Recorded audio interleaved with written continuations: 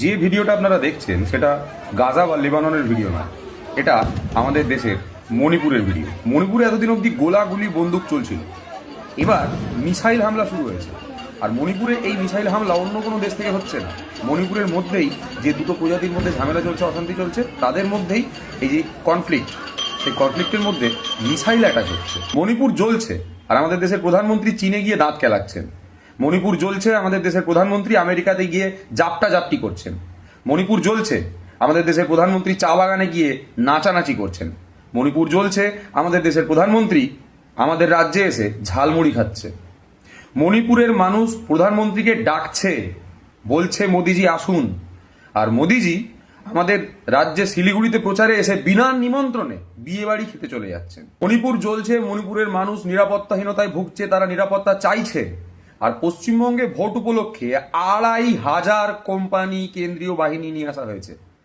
এবার এখানে একটা স্বাভাবিক প্রশ্ন, পশ্চিমবঙ্গের পরিস্থিতি কি মণিপুরের থেকেও খারাপ? তাহলে মণিপুরকে সামলানোর জন্য সেখানে ২৫০০ কোম্পানি কেন্দ্রীয় বাহিনী পাঠানো হচ্ছে না কেন? মণিপুরে এখন অব্দি ১৩০ থেকে ১৪০ কোম্পানি কেন্দ্রীয় বাহিনী মোতায়েন হয়েছে। মোদিজি যে ম্যাজিক করে রাশিয়া এবং ইউক্রেনের যুদ্ধ আটকে দিয়েছিল, সেই একই ম্যাজিক করে মণিপুর সামলাতে পারছেন না কেন? মণিপুর তো ছেড়ে দিন, ওনার যে নিজের হোম স্টেট গুজরাট, সেখানেও অশান্তি শুরু হয়েছে, আমরা খবর পাচ্ছি। তো সেখানেও মোদি ম্যাজিক কেন কাজ করছে না? বিহারে যখন একজন তরুণীকে গণধর্ষণ করা হবে বলে রাস্তায় প্যারেড করানো হয়, তখনও মোদি ম্যাজিক কোনো কাজে লাগে না। আমেরিকা আর ইরানের যুদ্ধের মাসুল গুনতে হচ্ছে আমাদেরকে, আমরা যারা সাধারণ ভারতীয় তাদেরকে।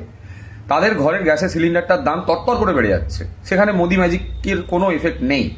আমি বুঝতে পারি না যে এটা কি ধরনের ম্যাজিক যেটা আমাদের কোনো কাজে লাগে না। আপনি বুঝতে পারেন কি? আমি জানি আপনিও বুঝতে পারেন না, কিন্তু আপনি বুঝতে পারবেন কি করে বলুন তো? যদি আপনি টুক করে ১ কাপ গোমূত্র খেয়ে নেন, তাহলেই আপনি মোদি ম্যাজিকটা বুঝতে পারবেন। আপনি বুঝতে পারছেন ২৫০০ কোম্পানি কেন্দ্রীয় বাহিনী মোতায়েন, এর অর্থ কি? এর অর্থ হচ্ছে যে আমাদের রাজ্যে এই মুহূর্তে প্রতি ১৫০ জন সাধারণ জনগণের পিছনে একজন করে কেন্দ্রীয় বাহিনী থাকবে, যেখানে গোটা দেশে এই সংখ্যাটা হচ্ছে ৬৫০। মানে সে আপনি কেন্দ্রীয় বাহিনী বলুন বা পুলিশ বলুন, আমাদের দেশে প্রত্যেক ৬৫০ থেকে ৭০০ জনগণের পেছনে একজন পুলিশ অফিসার থাকে বা পুলিশ কর্মী থাকে। সেখানে পশ্চিমবঙ্গ এত গুরুত্বপূর্ণ রাজ্য যে ওখানে প্রতি ১৫০ জন একজন করে কেন্দ্রীয় বাহিনী মোতায়েন করা হচ্ছে।